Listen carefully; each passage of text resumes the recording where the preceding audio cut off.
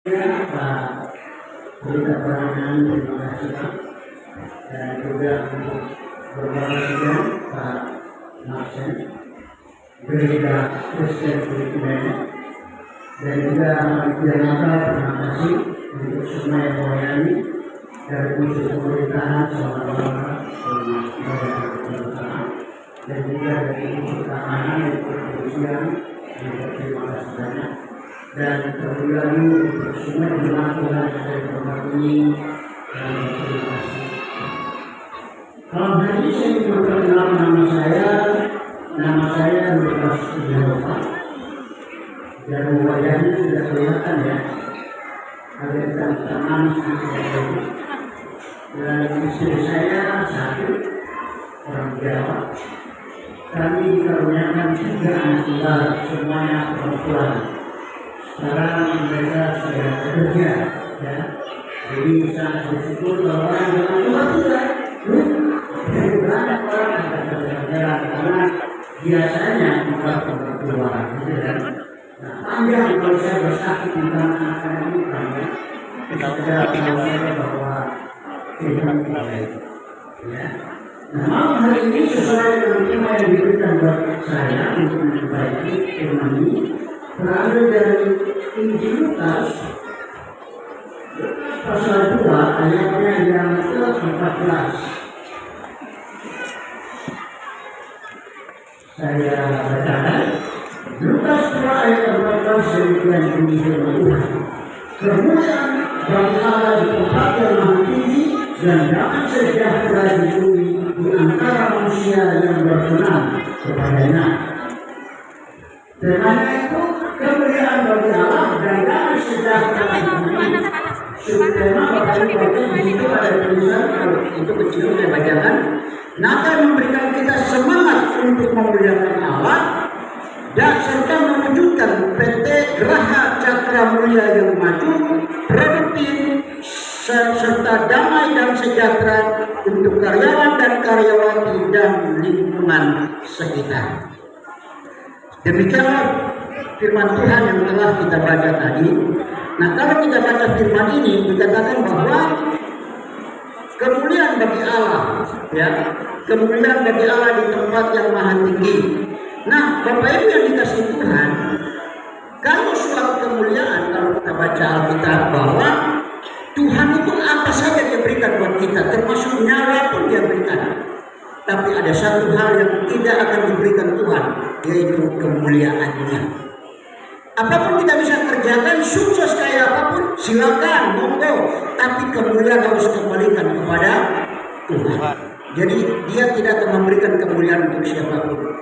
Nah, dari firman Tuhan yang kita baca tadi, dan kita merayakan ini adalah hari kelahirannya. Tapi perlu Bapak Ibu tahu bahwa Yesus sekarang bukan bayi lagi, tapi dia itu raja segala raja. Dan menurut kitab Wahyu berkata, dia sendiri berfirman, aku datang segera. Jadi bukan aku akan datang, bukan, tapi aku datang segera. Jadi bisa membayangkan kalau Bapak Ibu ulang tahun begitu, orang selalu bilang, selamat ya umur panjang. Tapi sebenarnya umurnya makin singkat, Pak. Umur panjang stoknya makin berkurang, Pak. Kira-kira begitu ya. Nah, pada saat kita menjadi percaya kepada Tuhan, dengan berjalannya waktu, hari ini makin singkat. Artinya, untuk kedatangan Tuhan pada kali yang kedua itu sudah semakin dekat. Tanggal bulan tahun itu urusan Tuhan. Tapi sebagai anak-anaknya kita harus mempersiapkan diri dengan baik, supaya pada saat Tuhan datang, jangan sampai kita ketinggalan. Padahal rajin masuk gereja, sudah melayani Tuhan, tapi ketinggalan ini sangat merugikan. Jadi hari ini kita belajar. Nah, kalau kita belajar tentang kelahiran Tuhan, itu biasanya satu paket. Tidak bisa dipisahkan dengan kelahiran, kematian, kebangkitan, dan kenaikan. Itu satu paket rancangan Tuhan. Itu bermula dari kitab Kejadian pasal 3. Ya. Judulnya itu manusia jatuh ke dalam dosa. Kenapa Tuhan harus lahir? Jadi kalau kita bicara Natal, bukan kita mencari Tuhan, tapi Tuhan yang mencari kita. Ya, jadi Tuhan datang untuk menyelamatkan umatnya. Jadi bisa membayangkan bahwa begitu manusia jatuh ke dalam dosa, itu langsung surga itu buat meeting penting rapat. Ini bukan kebenaran, tapi ini bahasa saya. Mereka rapat untuk menangani kasus ini. Ini kasus besar. Yaitu apa itu Bapak Ibu? Kasus apa? Dosa. Ya kan? Ini serius di hadapan Tuhan. Makanya harus ambil tindakan cepat. Nah, saya dulu pernah berpikir begini, kalau manusia jatuh ke dalam dosa, kenapa nggak selesaikan aja bikin manusia baru? Nah, kalau bukan Adam, siapa lagi saya nggak tahu. Tapi setelah diselidiki, aku tahu Tuhan itu luar biasa. Jadi bisa bayangkan waktu yang begitu panjang mereka mempersiapkan buat kita keselamatan ini. Terus kita dengan sungguh pendek, artinya emosi sesaat kalau kita tinggalkan Tuhan, itu sangat merugikan sekali. Amin. Padahal jauh sebelumnya Tuhan telah merancangkan. Nah, saudara teliti baik-baik dalam kitab Kejadian itu, yang bikin dosa itu siapa? Manusia pertama itu Adam dan Hawa. Tapi waktu mereka makan buah itu dibilang suami dan istri. Tapi saudara baca terus menerus, kita akan menemukan bahwa selalu pakai kata manusia itu telah berbuat dosa. Manusia itu seharusnya kan Adam telah berdosa, Hawa telah berbuat dosa, tapi dikatakan manusia itu. Kata manusia itu mengacu kepada seluruh manusia. Apapun sukunya, apapun agamanya, semua telah berdosa. Makanya di dalam Yesaya pasal 60, bangkitlah, jadi teranglah, terang sudah datang. Pada saat manusia jatuh dalam dosa, semua menjadi gelap. Berjalan dalam terang tapi tidak bisa melihat karena kegelapan. Jadi di situ mengacu kepada semua. Lalu ada orang berkata, enak aja, saya kan gak pernah bikin dosa, hidup gue tenang-tenang aja, gue gak pernah bikin susah orang, lu jangan susahin gue dong. Ada orang yang begitu ya. Nah, firman Tuhan berkata, orang seperti itu, saya bilang, kesalehan manusia itu seperti kain kotor. Nah, kain kotor ya, mesti perlu coba disikat. Tapi untuk dosa, kita berani berkata tanpa darah tidak ada pengampunan. Makanya Yesus itu mati dengan berdarah-darah. Memang harus begitu. Ya, kalau dia mati selayaknya manusia biasa, kita kalau mati kan ada orang yang nggak pernah pakai sepatu, beli sepatu baru, gitu kan. Padahal nggak penting-penting amat. Dulu nggak pernah pakai jas, pakai jas. Setelah mati ya pakai jas, pakai dasi. Kalau Yesus mati seperti itu, maka sia-sialah keselamatan kita. Tapi dia harus berdarah-darah, lewat darah itulah kita mengalami pengampunan. Makanya dia harus mencurahkan darahnya untuk membasuh kita semua, supaya kita menjadi orang yang berkenan di hadapan Tuhan.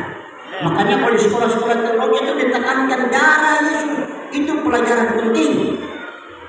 Oleh bilur-bilur Tuhan Yesus, kamu telah jadi sembuh. Itu penting sekali. Makanya dari ayat ini saja kita sudah pelajari bahwa Tuhan itu sangat baik. Rancangan Tuhan buat kita itu dahsyat sekali. Makanya sangat disayangkan kalau hidup kita itu biasa-biasa saja. Padahal Tuhan itu sudah bekerja keras. Ya, jadi ingat, nanti Bapak Ibu beberapa waktu lagi saudara akan mendengar ada namanya Jumat Agung, ya kan? Kematian. Dulu kita nggak bisa seenaknya ketemu Tuhan, itu nggak boleh. Ya, semua harus diwakilkan. Kalau kita belajar tabernakel Musa itu ya, ada ruang, ada halaman, ada ruang kudus, ada ruang maha kudus. Kita nggak boleh masuk sampai ke ruang maha kudus ketemu Tuhan, kita bisa mati di dalam. Jangankan kita, para imam yang melakukan tugas pun kalau tidak berkenan di hadapan Tuhan, langsung mati di tempat. Saking Allah itu kudus adanya, jadi perlu perantara. Tapi begitu Tuhan Yesus mati, tapi itu terbelah. Ya, nanti Jumat Agung nanti Bapak Pendeta pasti berbakat.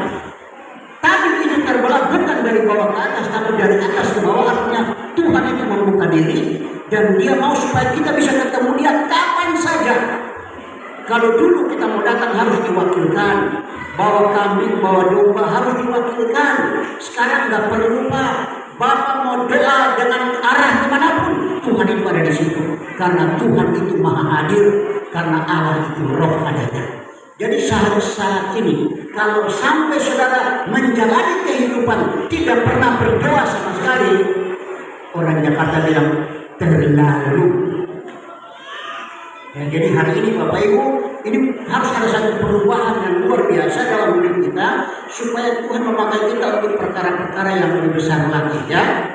Nah, sesuai tema ini berkata bahwa kemuliaan bagi Allah, tadi saya sudah bilang, saya tidak bahas kemuliaan lagi karena itu milik Tuhan.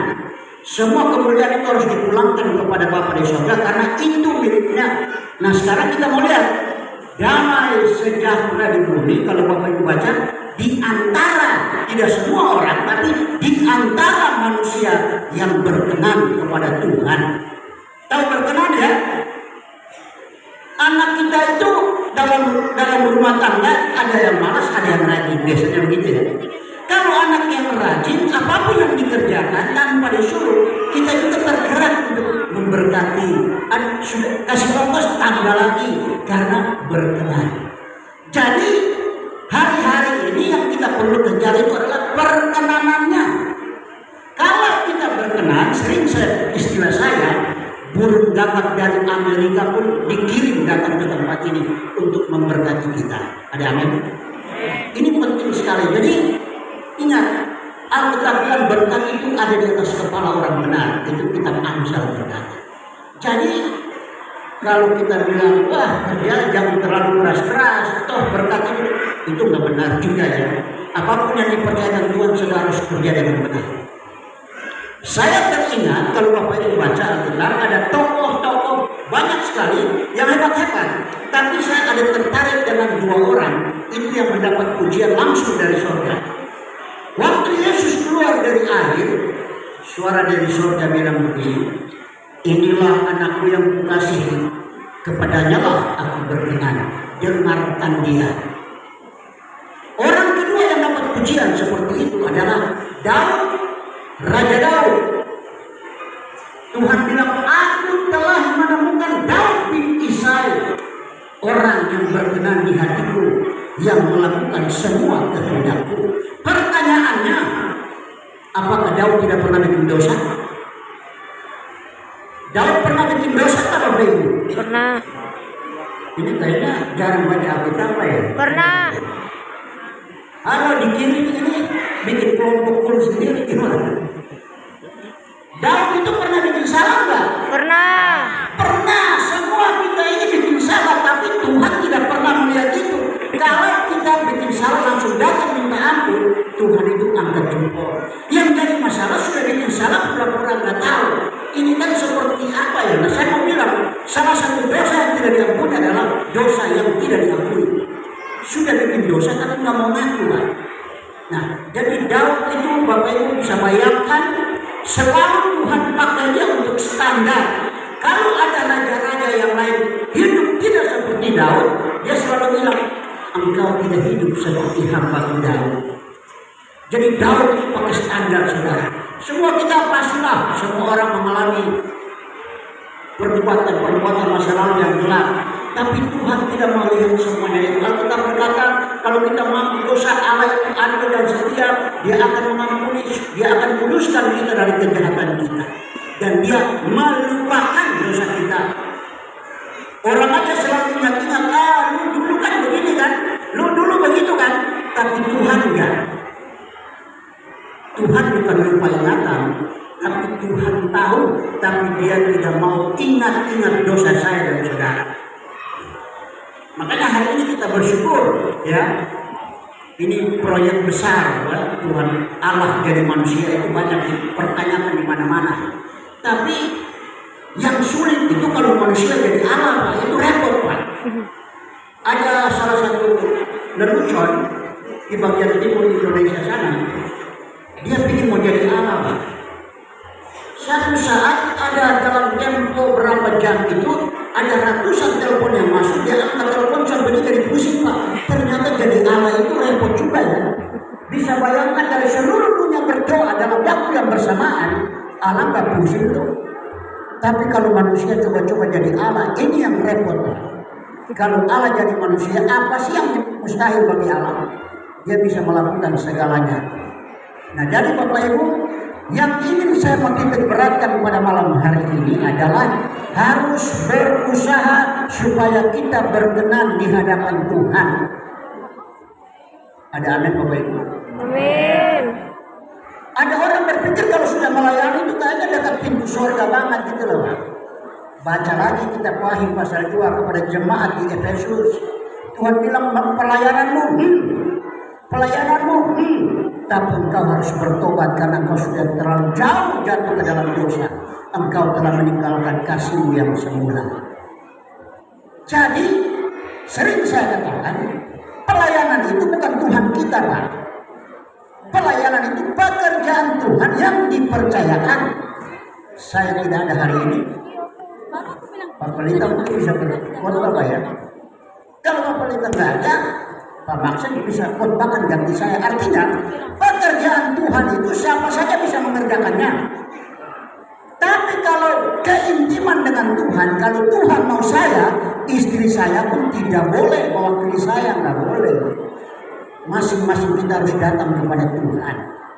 Jadi nggak bisa istri aja terus saya nggak usah lah istri saya aja.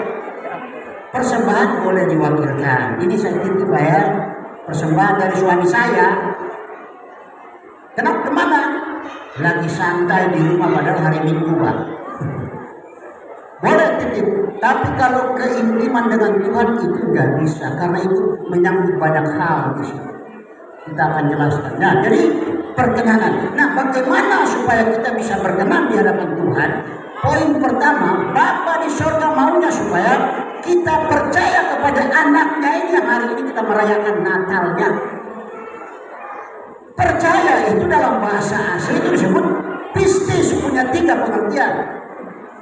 Percaya, taat, setia. Kalau menurut ibu-ibu, suami ibu-ibu tidak pernah taat, tidak setia. Senang gak suami kayak begitu? Ibu-ibu, senang gak kalau punya suami gak pernah setia? Gak suka ya? Pengennya yang setia. Makanya ada ibu-ibu bilang, gak kaya pun gak apa-apa, yang penting setia. Ya kan? Nah jadi 3 unsur ini penting saudara. Kalau saudara hanya bilang percaya tapi tidak taat, tidak setia, itu sama dengan tidak percaya. Nah, semua itu komplit di dalam pribadi Allah, pribadi Yesus itu sendiri. Makanya Yesus itu setia sampai mati. Jadi ini penting sekali Bapak Ibu. Nah, kalau kita lihat lagi, ada begitu banyak tokoh-tokoh di Alkitab yang sungguh-sungguh luar biasa percaya dan taat dan setia kepada Tuhan. Salah satunya Abraham. Abraham itu punya pernikahan bapak apa? Segala orang Percaya. Dia sangat beriman kepada Tuhan. Dia disuruh pergi tinggalkan kampungnya, tinggalkan orang tua, sanak familinya ke tempat yang belum dia tahu. Tapi dia mau saja. Dia bisa bayangkan percayanya Abraham itu luar biasa. Dan pada akhirnya saudara lihat kalau baca kisah Abraham itu luar biasa. Ada juga yang namanya Nuh. Saudara pernah baca kitab Nuh? Nuh itu salah satu pribadi yang setia dan taat sama Tuhan. Waktu Tuhan perintahkan dia, Nuh, kamu bikin bahtera panjang sekian, lebar sekian, tinggi sekian. Dia nggak banyak nanya tuh. Untuk apa ya? Enggak. Di Kalimantan ini jarang ada gunung Pak ya. Saya ini pernah tinggal di Jakarta, di Jawa Barat. Itu gunungnya tinggi sekali, makanya namanya puncak. Kira-kira begitulah Nuh bikin perahu besar di atas puncak. Orang akan bilang ini orang goblok banget ya. Harusnya bikin perahu dekat-dekat pantai supaya nanti kalau selesai kan tinggal didorong aja ke laut. Tapi dia nggak banyak bertanya, dia melakukan saja dan pada akhirnya saudara muncullah air bah. Orang setiap hari lewat lihat tuh ada proyek apa sih itu? Perahu besarnya luar biasa. Orang cuma tahu begitu aja. Nah, Alkitab mengatakan kepada kita bahwa nanti kedatangan Tuhan itu seperti itu. Kita tahu waktunya dekat, tapi hidupnya kan biasa-biasa saja, santai-santai saja. Nah, saya mau beritahu begini Bapak Ibu. Kalau Bapak Ibu satu saat kami kalau jalan-jalan ke Jakarta, terus pergi ke kebun binatang di Cisarua namanya, itu cukup besar. Di sana biasanya ini ilustrasi aja supaya memahami. Di spanduk besar mereka tulis, hari ini kita diskon 50%. Orang sambil nyetir sambil lewat, masih mahal. Ya, masih mahal. Lewat seminggu 2 minggu kemudian mereka tulis lagi, hari ini diskon 75%. Mereka sambil lihat kan masih mahal, masih mahal. Kita ini kan doyan gratis ya. Senang banget kalau gratis. Di sini ada mall apa ya? Gak ada ya? Enggak ada. Biasanya bulan-bulan begini tulisan bergantungan besar-besar. Diskon. Sale. Diskon besar-besaran. Tahu? Apa itu? Diskon. Ya, jadi murah, cuci gudang, gitu kan. Nah, kita senang kayak begitu. Kalau terlalu mahal nanti aja. Nah, lewat beberapa minggu kemudian mereka tulis lagi, hari ini masuk kebun binatang gratis. Lalu orang berbondong-bondong, antri panjangnya luar biasa. Lalu mereka masuk, gerbang terbuka, silakan masuk dari mana aja, monggo. Masuklah mereka. Setelah sampai ke dalam, satpam langsung gembok pintunya, lalu pintu-pintu singa dibukakan. Begitu pintu-pintu singa dibukakan, semua mengaum karena lapar dan mati. Dan begitu singa mulai gitu kan, mereka langsung takut. Orang biasanya, ini semua kita begitu. Kalau ada masalah bukan cari Tuhan, tapi selalu cari jalan keluar.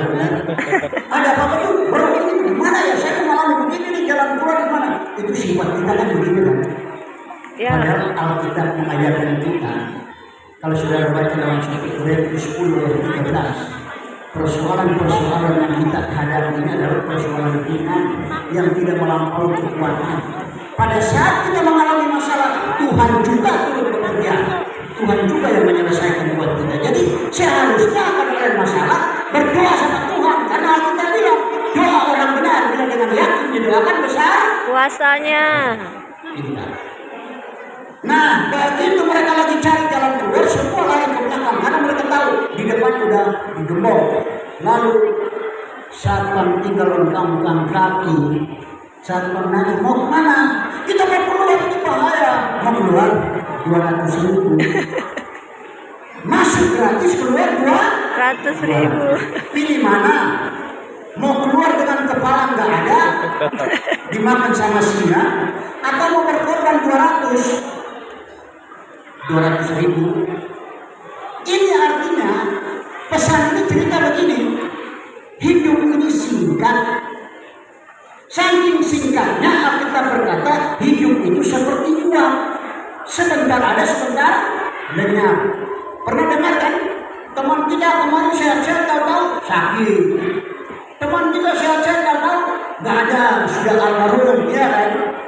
Jadi waktu yang singkat ini kita pakai sedapat mungkin untuk terus mencari Tuhan, supaya hidup ini berkenan di hadapan Tuhan. Sampai di sini ada amin? Amin.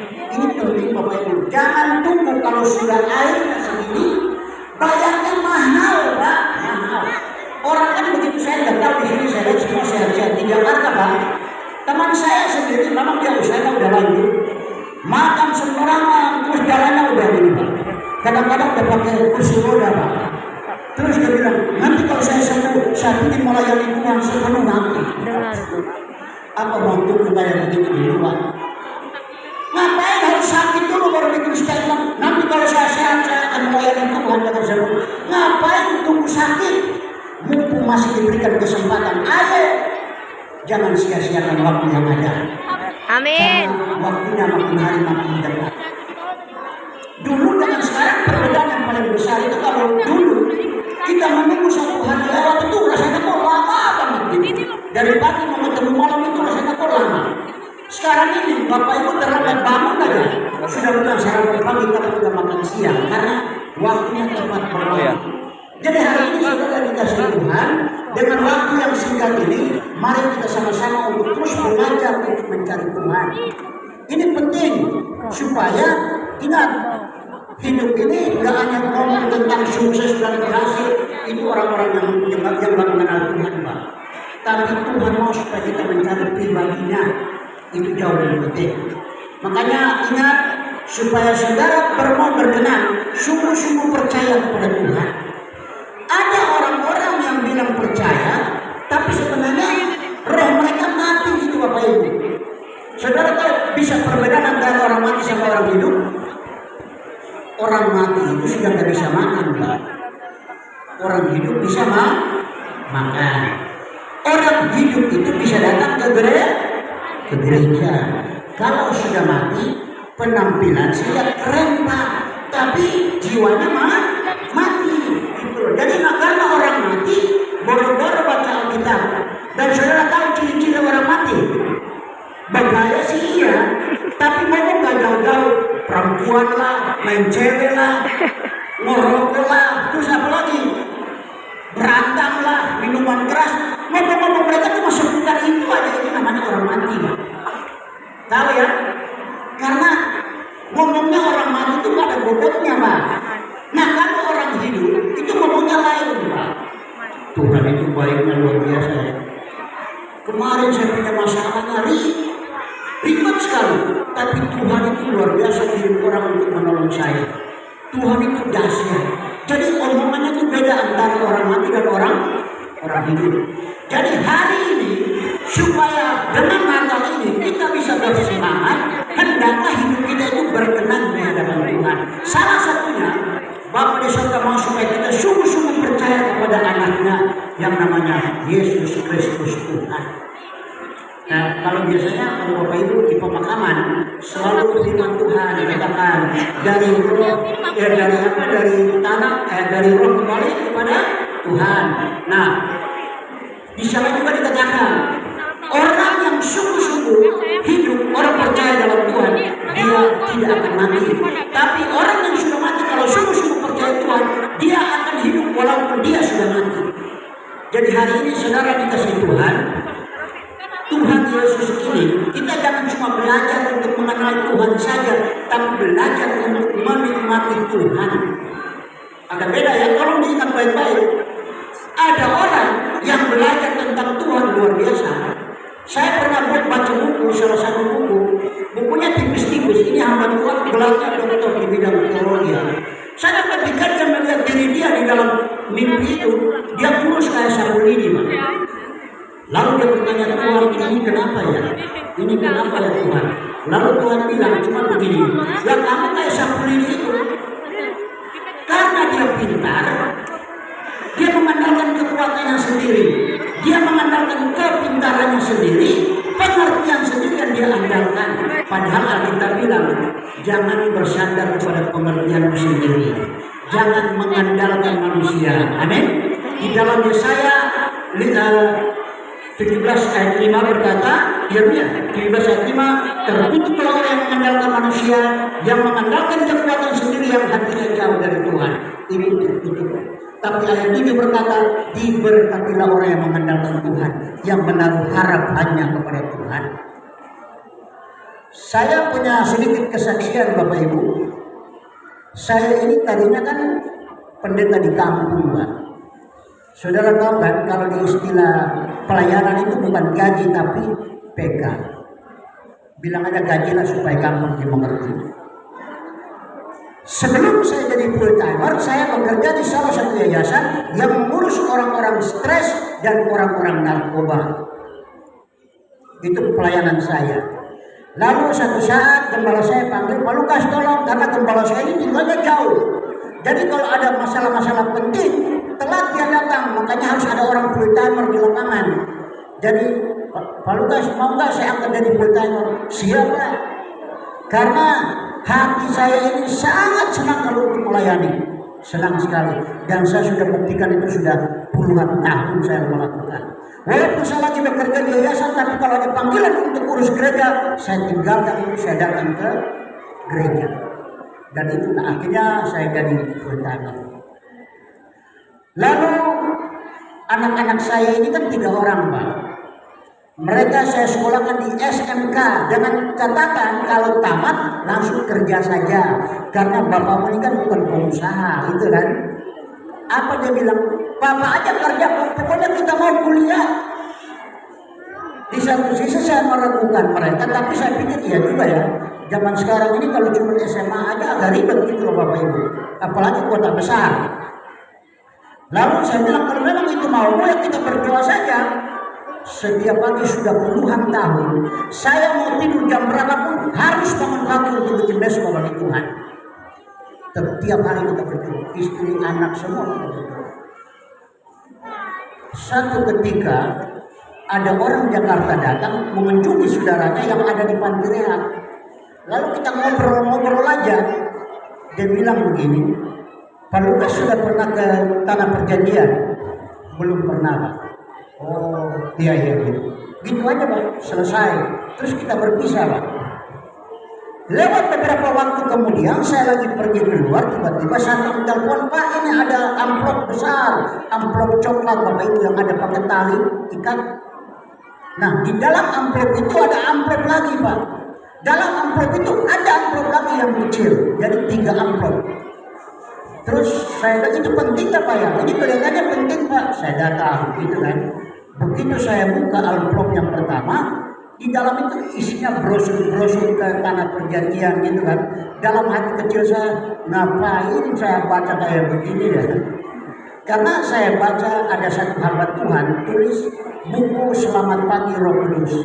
Bagus sekali, dia bilang, sekalipun aku pernah lahir di tanah Tuhan, aku pernah lahir di situ, tapi jauh lebih enak kalau Tuhan itu hidup dalam hati. Ada amin Bapak Ibu ya. Lalu saya buka lagi, saya kaget kok ada amplop lagi, lebih kecil. Saya buka, ternyata cek, ada nominal uang. Gak usah tahu ya, gak usah tahu Bapak Ibu ya. Nanti minta lagi, aduh. Lalu saya ambil cek ini, saya datang kepada teman-teman saya yang pernah ke Tanah Perjanjian. Saya bilang, bro, kalau dengan dana segini bisa pergi ke Tanah Perjanjian nggak? Oh bisa, cuman untuk jajan-jajan, untuk beli-beli tanda mata, lu harus keluarin duit lagi karena ini cukup hanya untuk transport. Oh gitu ya. Wah repot lagi, akhirnya saya telepon orangnya. Salam Pak, salam Pak Lukas, kenapa? Terima kasih untuk berkatnya, saya sudah terima. Tapi boleh Pak saya mau nanya? Oh silakan Pak, terima kasih ya. Saya mau nanya, seumpamanya saya nggak jadi pergi ke Tanah Perjanjian, saya pergi ke tanah yang lain, boleh nggak? Oh boleh, itu kan hak Pak Lukas, terserah. Langsung besok saya bilang anak saya, kita daftar sekolah. Luar biasa ya. Nah, tapi pergumulan ini kan gak cukup di situ Pak. Setelah masuk sekolah tiap bulan ini bagaimana Pak? Panjang ceritanya. Makanya saya setiap kali khotbah saya dengan berani berkata, pergumulan apapun bersama dengan Tuhan itu gak usah takut. Karena saya sudah mengalaminya. Semakin mengalami kesulitan, cari Tuhan sungguh-sungguh Pak. Jangan ada masalah datang, terus bikin habis waktu dan tidak ada solusi Pak. Saudara mengandalkan manusia, sama sih manusia itu. Semua sama. Sering saya ngomong ke beberapa orang, lu gak ada duit, datang ke rumah saya. Mau, Bapak ada duit? Datang supaya kita nangis bareng-bareng Pak di rumah. Artinya kita mengandalkan siapa lagi hari-hari ini Bapak Ibu. Orang-orang yang mengandalkan Tuhan itu sekali-kali tidak pernah dipermalukan Tuhan. Ada amin? Amin. Saya melihat Tuhan itu luar biasa. Dan Tuhan memberkati kita untuk setiap bulannya anak-anak itu. Ada cara-cara yang aneh. Ada orang dari jauh Cikarang datang cari saya hanya untuk salam tempel Pak. Bisa bayangkan. Nominal gak banyak. Cuman saya kadang-kadang bingung dengan cara kerja Tuhan itu. Makanya saya sering berkata lewat mimbar ini dimanapun saya berkhotbah. kalau hidup kita ini berkenan kepada Tuhan. Tahu kan burung gagak datang memberi makan buat siapa? Elia di Sungai Kerit. Tidak ada ojek online, Pak. Tapi Tuhan sudah lebih dahulu punya program untuk burung antar makanan. Mungkin ojek online ini niru dari itu ya, pekerjaan Tuhan itu ya. Datang. Artinya kalau saudara punya masalah, jangan sering-sering mencari siapapun, tapi masuk dalam kamar menangislah sama Tuhan. Karena Alkitab berkata, doa orang benar bila dengan yakin didoakan besar kuasanya. Apalagi yang saudara ragukan sama Tuhan. Makanya saya bilang, kalau saudara menemukan Tuhan, saudara menemukan jalan keluar. Karena bagi Tuhan, persoalan yang kita hadapi semua kecil, Pak. Cuma kadang-kadang kita ini kan kayak terlalu mendramatisir. Masalah cuma segini, wah dia bilang ini bahaya punya Pak, ini gawat. Padahal apa sih persoalan yang kita hadapi? Biasa-biasa saja Pak, itu tidak melampaui dari kekuatan kita. Karena setiap persoalan yang datang kepada kita, itu sudah ditakar kekuatan kita untuk kita pasti sanggup menghadapinya. Makanya saat tadi saya bilang, jangan belajar tentang Tuhan saja, tapi belajar juga menikmati Tuhan. Dengan mujizat-mujizat yang dia lakukan, lambat laun kita menjadi, wah Tuhan itu luar biasa. Kalau ada masalah ingat, kalau dulu dia pernah menolong, sekarang sedang menolong, masa besok lusa dia tidak pernah menolong? Ibrani 13 ayat 5 berkata, aku sekali-kali tidak akan meninggalkanmu, dan aku sekali-kali tidak akan membiarkanmu. Yang janji ini Tuhan. Ini kita perjanjian Pak. Yang punya inisiatif untuk bikin perjanjian itu adalah Tuhan. Setelah perjanjian ini selesai, dia bersumpah demi dirinya sendiri. Apa yang dia katakan dia pasti menggenapinya. Bagian saudara dan saya taat saja. Ada amin? Taat saja Bapak Ibu, pasti akan digenapi semua janji-janji Tuhan. Jadi kalau masalah penghidupan, nggak usah terlalu yang ribet-ribet Pak. Percaya aja, ada apa-apa lapor aja sama Tuhan Pak. Yang perlu diperbaiki adalah kehidupan saudaranya. Saya waktu istri saya hamil, itu saya berpuasa 50 hari Pak. Saya berpuasa 50 hari karena pada waktu itu setiap orang yang melahirkan selalu anaknya itu perut dempet. Anak lahir kepalanya dempet. Nah, salah satu tujuan saya puasa untuk itu supaya istri saya melahirkan dengan sehat. Ternyata firman Tuhan bilangnya begini, Tuhan itu dapat melakukan jauh melebihi dari apa yang saudara doakan atau saudara pikirkan. Saya berdoa bukan minta uang, saya berdoa supaya istri saya dapat melahirkan dengan sehat, anak-anak semua sehat, semua berjalan normal. Tahun itu tahun 98 waktu bakar-bakar kota Jakarta. Jadi waktu itu saudaraku, anak saya itu lahir. Biasanya kalau orang anak-anak normal satu inkubator satu anak. Anak saya saking kecil banget 3 orang satu inkubator. Tapi kelebihan anak saya kaki tangan main terus Pak. Dokter bilang Pak ini bagus banget anak-anaknya sehat. Cuman beratnya kurang. Jadi Bapak harus cari membeli susu. Saya lupa mereknya cukup mahal Pak. Saya bilang kalau begini terus bolong juga kantong ini dong. Enggak Pak, ini cuma naikin berat aja. Nanti kalau beratnya normal kita kembali lagi kepada susu yang semula Pak. Tapi setelah saya menoleh ke belakang sejenak untuk melihat Tuhan ini luar biasa. Tuhan ini baik. Ada amin. Orang-orang yang mengandalkan Tuhan sekali-kali tidak pernah dipermalukan Pak. Saya belum pernah minta-minta ya. Prinsip saya dalam hidup, saya minta enggak, kasih saya ambil. Itu prinsip saya Pak. Makanya hari-hari ini saudara, kalau ada masalah jangan menjual kemiskinan Pak, tapi cari Tuhan dengan sepenuh hati. Saya dan saudara punya hak untuk datang meminta kepada Tuhan. Kalau nyawa saja dia kasih, masa makan minum enggak? Saya kan tiap hari kan melayani sama orang stres Pak. Orang stres aja segila-gila begitu tahu Pak. Kalau saya tanya, menurut kalian uang sama nyawa mahalan mana? Mereka jawab begitu. Ya nyawa lah Pak. Orang stres aja ngomong begitu, masa saudara nggak yakin? Ada apa Bapak Ibu? Nyawa saja dia kasih, masa untuk urusan kehidupan dia nggak perhatiin? Jadi hari ini supaya kita berkenan, kita harus percaya sungguh-sungguh. Percaya itu bukan percaya itu duduk diam, melakukan sesuatu kepada Tuhan, yaitu taat dan setia. Poin yang kedua, yang terakhir ini sampai jam berapa? 12. Ya. Poin yang kedua, supaya kita berkenan kepada Tuhan, ya. Alkitab bilang begini, bisa tampilkan Pak ayatnya. 1 Yohanes 2 ayat 6. Nggak bisa Pak? Oh ya. Bukan isi worship. Saya bacakan.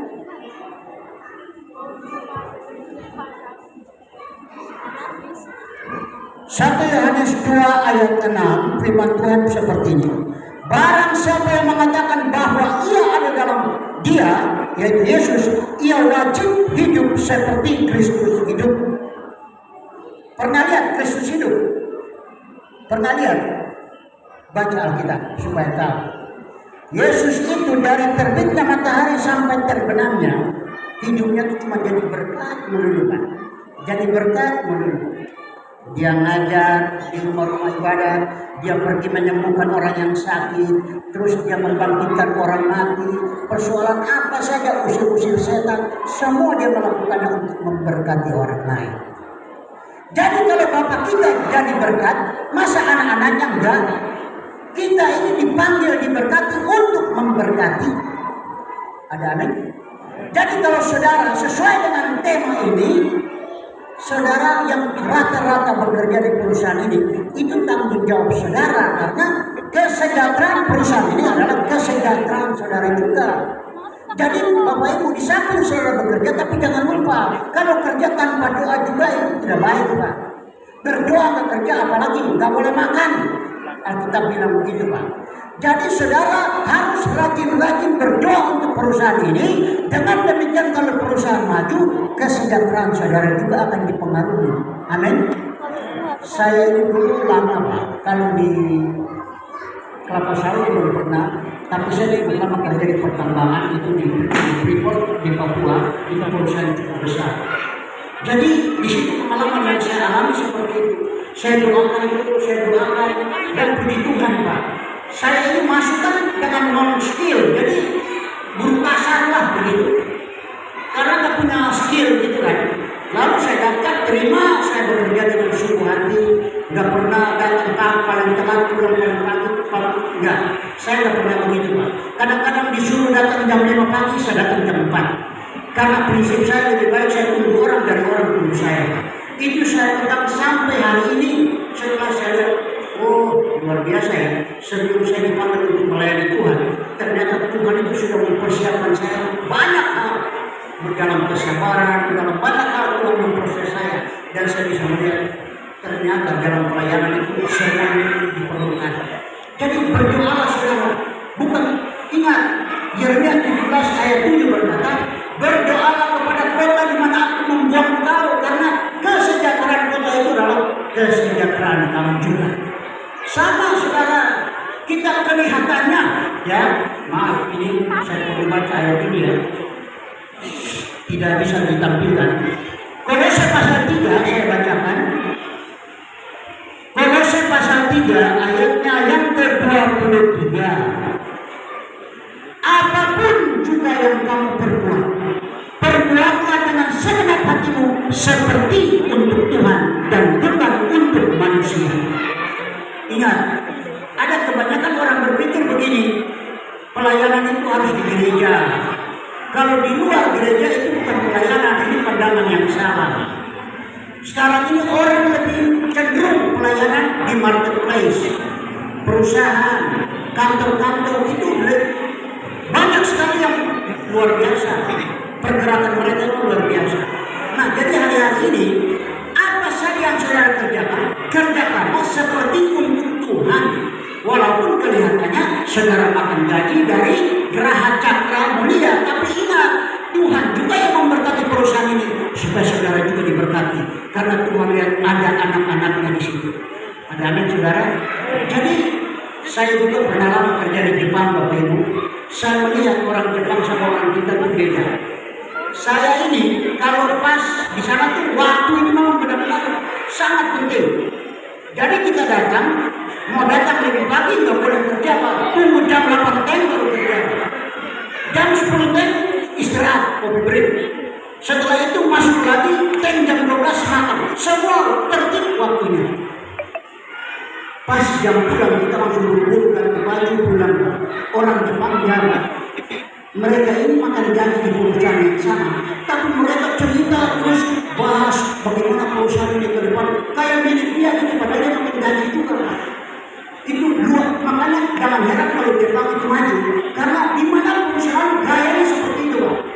Bukan punya dia, tapi dia berpikir bagaimana supaya perusahaan ini bisa maju. Itu bukan saya dengar cerita orang, saya lihat sendiri. Kita ini kan begitu time pulang, langsung buru-buru ganti baju. Nggak mau pulang, suruh pulang, diam-diam. Duduk-duduk, ngopi-ngopi, merokok-merokok. Bagaimana perusahaan kita supaya ordernya meningkat, itu yang mereka kerjakan. Makanya jangan heran, Jepang itu majunya luar biasa. Budaya kerjanya itu begini, Pak. Di sana cewek-cewek cantik pakai hak itu nggak ada jalan-jalan gitu, semua. Kalau mereka dia mau terlambat, dia selalu kejar waktu, Pak. Nggak kayak kita, Pak. Di Jakarta sudah tahu kalau kamu datang jam segini pasti macet, tapi masih ada tiap hari datang dengan alasan yang sama. Maaf, macet. Setan juga tahu macet. Masa sih kamu nggak punya akal untuk bagaimana merubahnya lebih awal ke datangnya gitu kan? Jadi orang Indonesia itu bayar. Mohon maaf. Jam karet. Mungkin sewaktu-waktu ada pergantian apa ya, anak-anak muda kita biar ke Jepang itu biar lihat gitu loh, Pak. Mereka tuh kalau kerja ya ampun. Saya mau kirim uang ke Bank Indonesia, Pak. Kalau di bank kita dulu berjejer, tangan kita cerita terus sama mereka. Orang Jepang di Bank Indonesia ada di Tokyo, saya kan pernah kirim uang. Selama jam kerja nggak ada tuh, nyosor-nyosor itu nggak ada. Selalu tegak lurus kerja terus. Di situlah saya berkata bahwa negara ini pantas tidak mengenal Tuhan, tapi majunya luar biasa karena disiplin, etos kerjanya luar biasa. Jadi hari ini saudara, Tuhan pada saudara ada di situ untuk terus menjadi berkat untuk perusahaan ini. Bukan perusahaan saja, tapi lingkungan juga. Dengan saudara berbuat baik, orang bisa melihat Tuhan dalam diri saudara. Ada amin? Jadi poin kedua, supaya kita berkenan, berbuatlah baik dengan tidak jemu-jemu, supaya pada waktunya saudara bisa menuai apa yang saya tahu. Kalau ingat saudara rajin menabung, bukan berarti saudara jadi miskin, tapi saudara itu sedang melepaskan berkat, dan berkat itu akan kembali kepada saudara. Itu poin yang pertama. Poin yang kedua dari dunia. Nah, supaya berkenan kita di hadapan Tuhan saudara, kita harus hidup seperti Yesus. Yesus itu senang berdoa. Yesus itu senang berdoa. Saudara, hari-hari ini, saudara saya sarankan yang bapak-bapak tolong angkat tangan bapak-bapak. Ya, menurut buku yang saya baca, terima kasih turun tangan. Menurut buku yang saya baca, ini bukan firman Tuhan, tapi ini survei. Dalam satu rumah tangga, kalau istri takut Tuhan, suaminya enggak, anak-anak itu cuma berhasilnya 30%. Tapi kalau suami sungguh-sungguh takut Tuhan, istrinya tidak, anak-anak itu berhasil 70%. Bisa membayangkan betapa peran dari suami. Tapi kalau suami istri sungguh-sungguh takut Tuhan, anak-anak itu berhasil 100%. Di Amerika, dulu saya punya dosen itu orang Amerika. Dia bilang begini, Lukas, kenapa Amerika itu dulu begitu maju? Karena dia itu setelah ada menemukan ini, dia tanya Tuhan lagi, Tuhan apa lagi ya? Tuhan bukakan, Tuhan apa lagi ya? Tuhan bukakan. Jadi mereka diberkati luar biasa. Saking diberkati, lupa daratan. Tadinya di sekolah-sekolah ada pelajaran agama, semua di stop. Gak boleh ada doa-doa. Mereka berpikir mereka itu sudah hebat, Pak. Tiba-tiba menara kembarnya blek. Tiba-tiba Pentagon, tahu ya, Pentagon itu gak mungkin ada orang bisa masuk, jebol juga, Pak. Di situ baru dia sadar, ternyata kita harus berdoa. Ada amin? Penting, Pak. Lalu dia bilang lagi, menurut survei di Amerika, kenapa ya orang Amerika itu kalau kaya bukan kaya se-Amerika, tingkat dunia, Pak. Orang terkaya. Lalu mereka survei, karena tidak semua orang Amerika kaya, ada juga di bawah kolong jembatan. Kenapa ya? Ternyata mereka survei kepada yang kaya-kaya ini, nenek moyang mereka itu kalau jadi pengusaha yang takut Tuhan, Pak. Kalau mereka jadi pendeta yang sangat mengasihi Tuhan, makanya anak cucu mereka diberkati. Ayatnya ada, Pak. Amsal 20 ayat 7. Catat itu baik-baik suami-suami. Orang benar yang bersih kelakuannya, berbahagialah keturunannya. Catat itu, Pak. Orang benar yang bersih kelakuannya, berbahagialah keturunannya. Jadi kalau hari ini apa yang saudara tabur tidak benar, satu saat nanti kalau anak saudara tidak benar, gak usah marah, Pak. Itu hasil dari taburan saudara. Tapi kalau saudara sudah menabur yang baik, percayalah, satu ketika keturunan saudara akan dijaga dan dilindungi Tuhan. Kisah banyak di Alkitab, Pak. Raja Daud sebelum dia mati, dia panggil anaknya Salomo. Di dalam 1 Raja-Raja pasal 2, Salomo, sini papa mau kasih tahu kamu, papa ini sudah berjanji dengan Tuhan. Kalau anakmu laki-laki hidup benar di hadapanku, kata Daud kepada anaknya, ini janji Tuhan. Kalau anak laki-lakimu hidup benar di hadapanku, kerajaan ini akan jadi kokoh, tidak terbelah dua. Anak itu begitu dengar pesan-pesan bapaknya, dia cari Tuhan dengan sungguh-sungguh, dan dia 2 kali didatangi Tuhan. Tuhan tanya, kamu mau apa? Kalau bahasa kita di timur sana, kau mau apa? Ya, mau apa tinggal bilang. Tapi dia tidak minta kekayaan, tapi dia minta apa? Hikmat. Karena dia masih muda, tapi pekerjaannya berat ini. Jadi raja pimpin orang-orang yang kepala batu semua kan? Ribet. Dia minta hikmat. Tuhan kasih. Wah, dia jadi luar biasa. Tapi akhirnya jadi gak enak. Makanya hidup itu harus taat, Pak. Karena ujung dari ketaatan itu selalu berkat. Makanya hari ini saudara dikasih Tuhan, tidak kebetulan apa yang kita baca, apa yang kita renungkan dari tema-tema ini, semua itu harus menjadi berkat. Karena ingat, kita dipanggil bukan untuk memperkaya diri, kita dipanggil supaya menjadi saluran berkat. Dimanapun kita berada, kita harus jadi berkat. Biar Bapa dipermuliakan. Amin.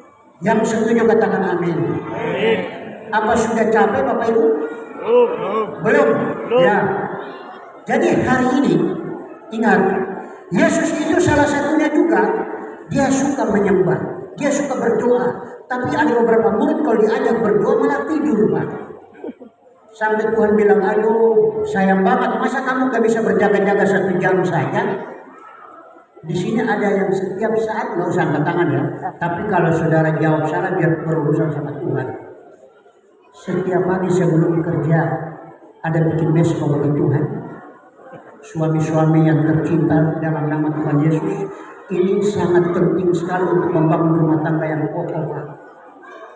Daud itu salah satunya. Kenapa? Kalau baca dalam Mazmur 5 ayat 4, dia bilang, setiap pagi aku datang mengatur persembahan kepada Tuhan sambil menanti-nantikan Engkau. Padahal dia itu raja, Pak. Dia raja, orang besar, punya kuasa, kaya.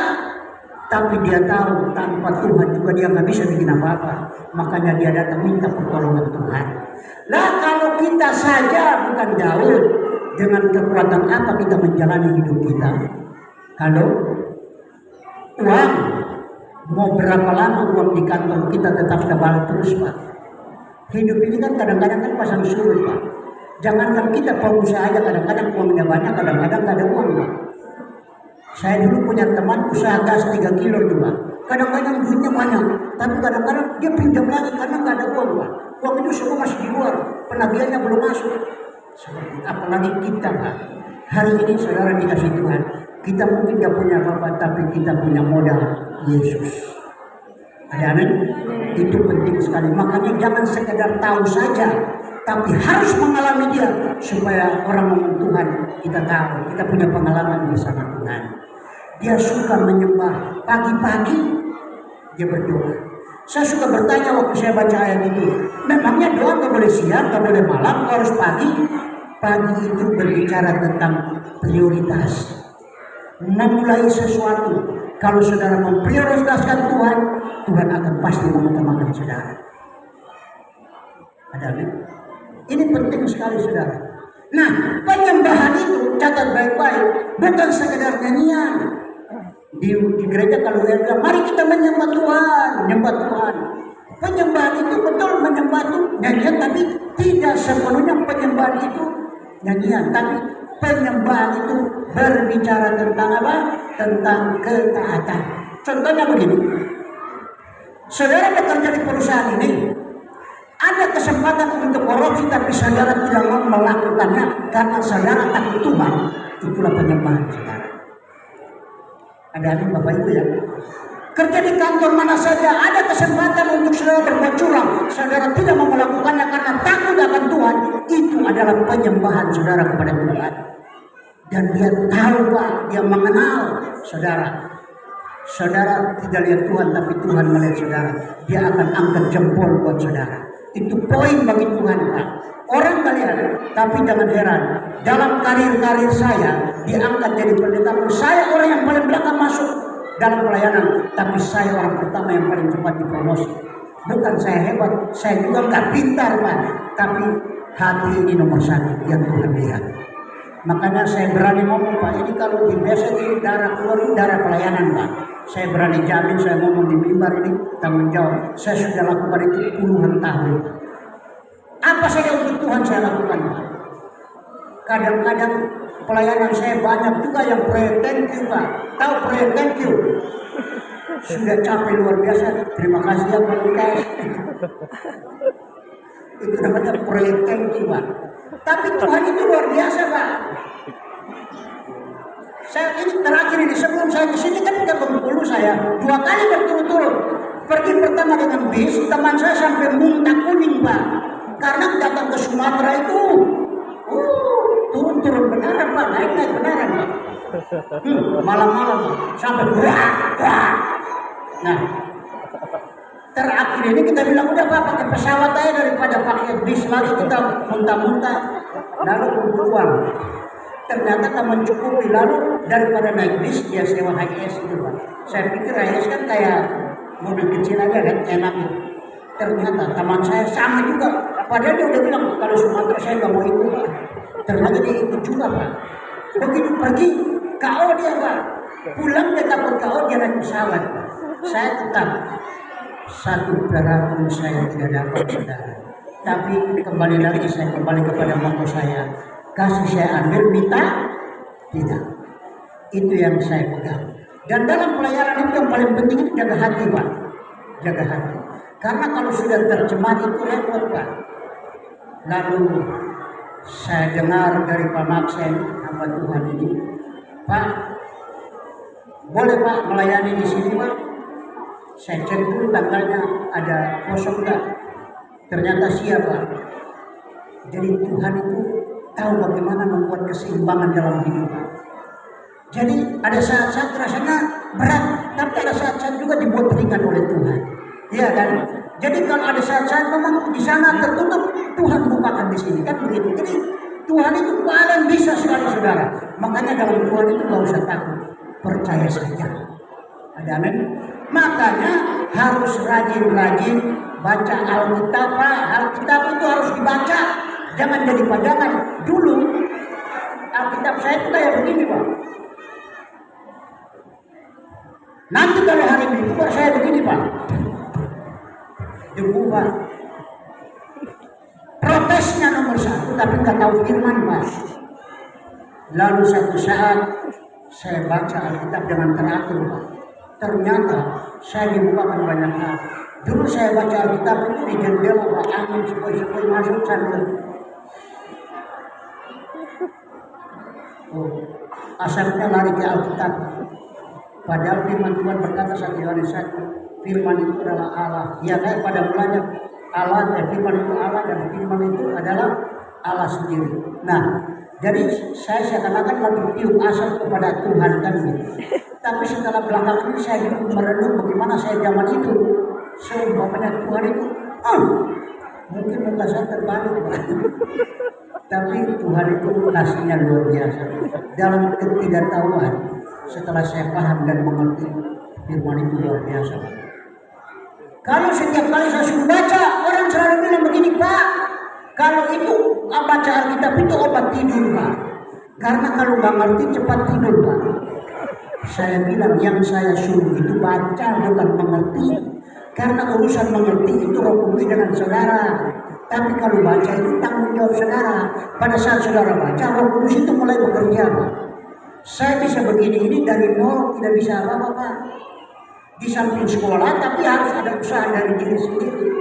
Makanya hari ini ingat kembali lagi, ya, harus pusatkan hidup kita untuk Tuhan. Ya, poin yang terakhir, bagaimana supaya kita berkenan? Ya, bagaimana supaya kita berkenan?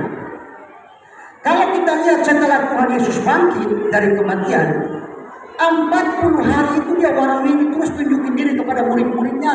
Dia bangkit, dia ceritakan cuma satu. Kerajaan Allah, kerajaan Allah, kerajaan Allah sudah dekat, kerajaan Allah. Terus seperti itu selama 40 hari, gak lama terus dia terangkat. Saking pentingnya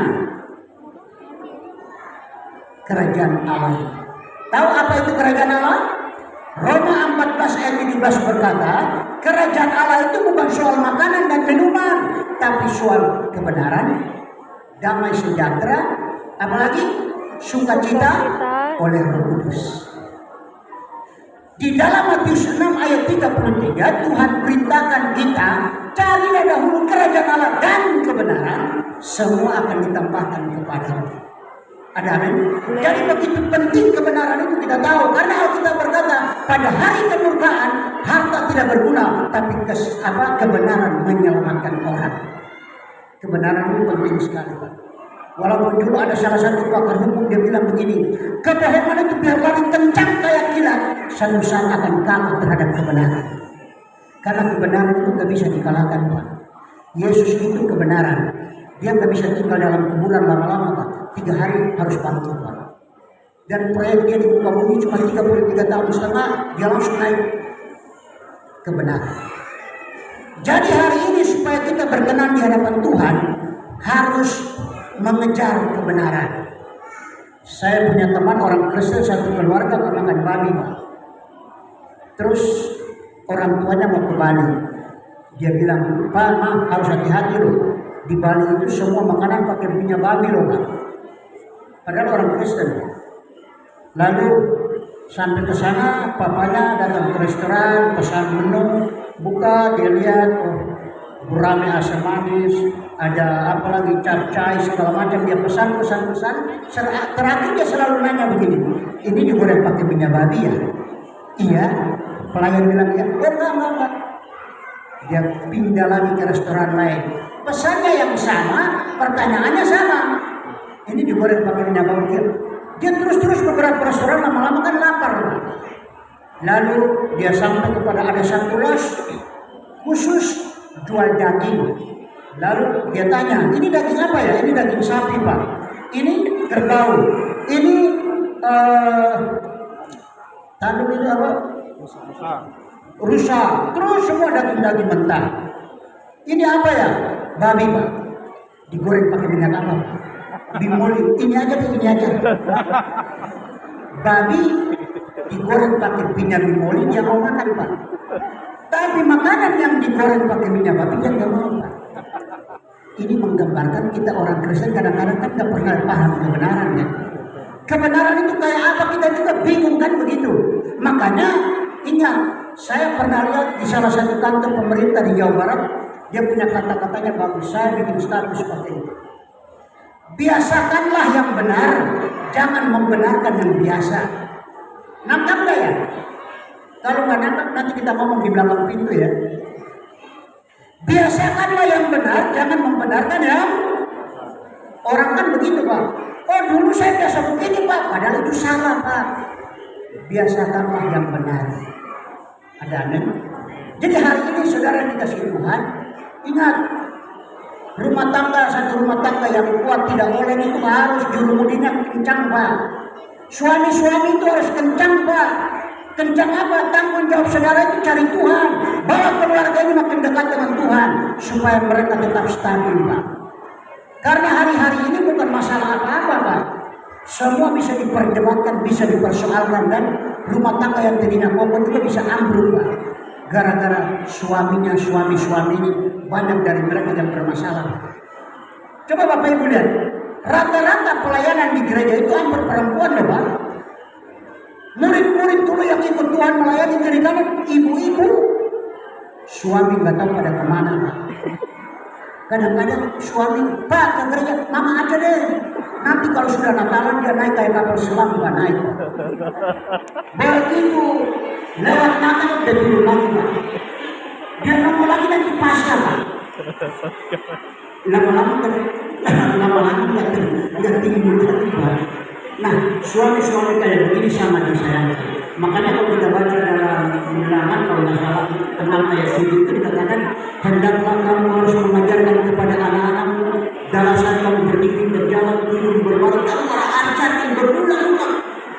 Karena hanya mengenal Tuhan hidup saudara menjadi kuat.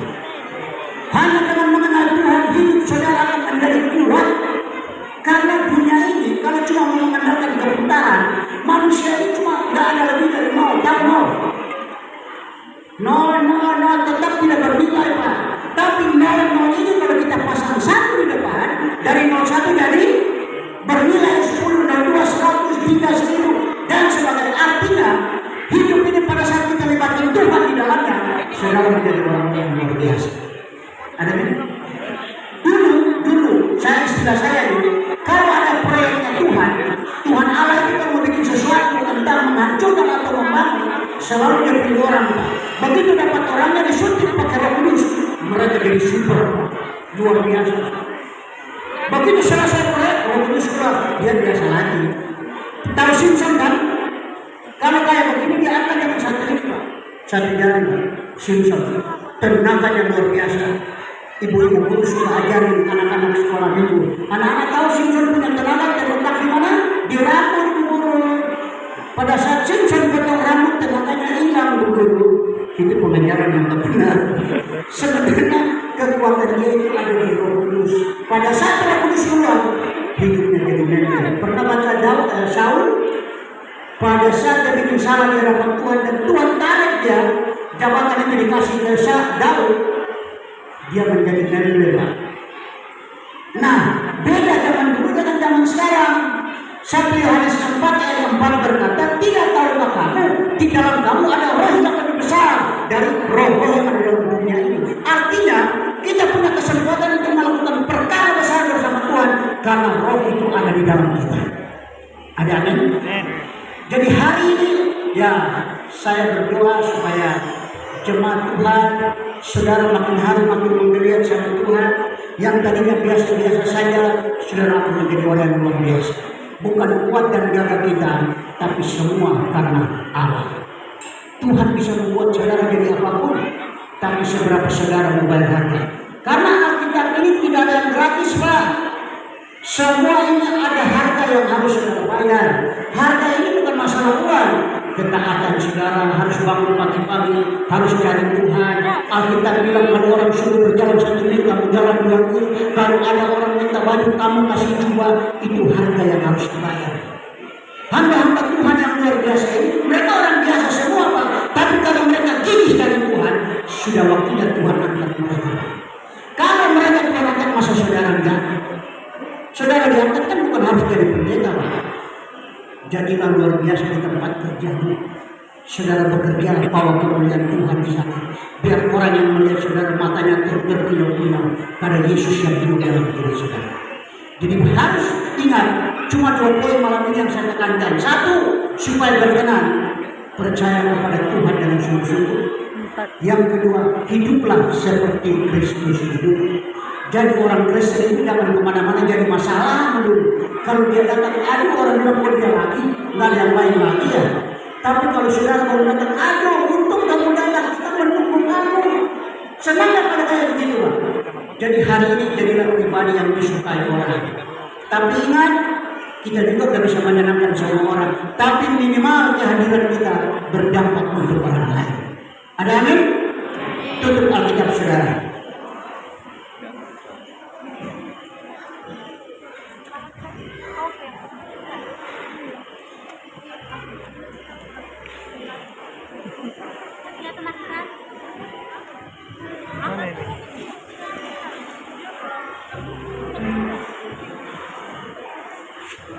Mari saudara dikasih Tuhan, saudara pejamkan mata sejenak.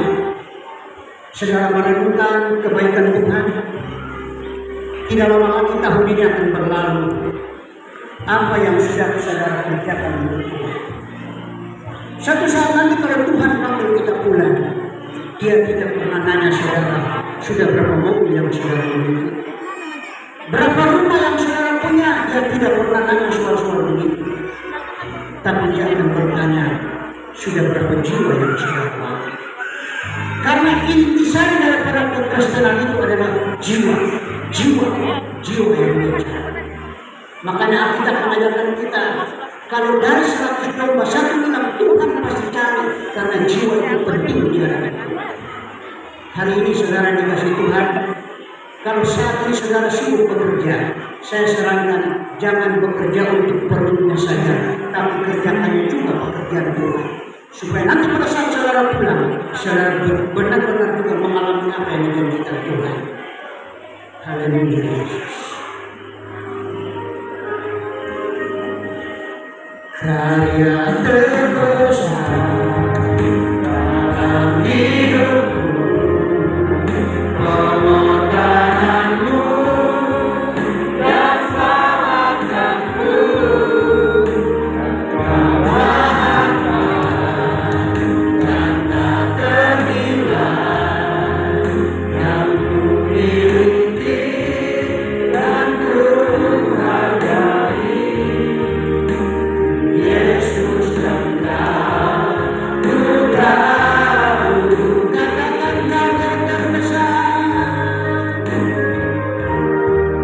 karya terbesar dalam hidupku, pengorbananmu yang selamatkanku,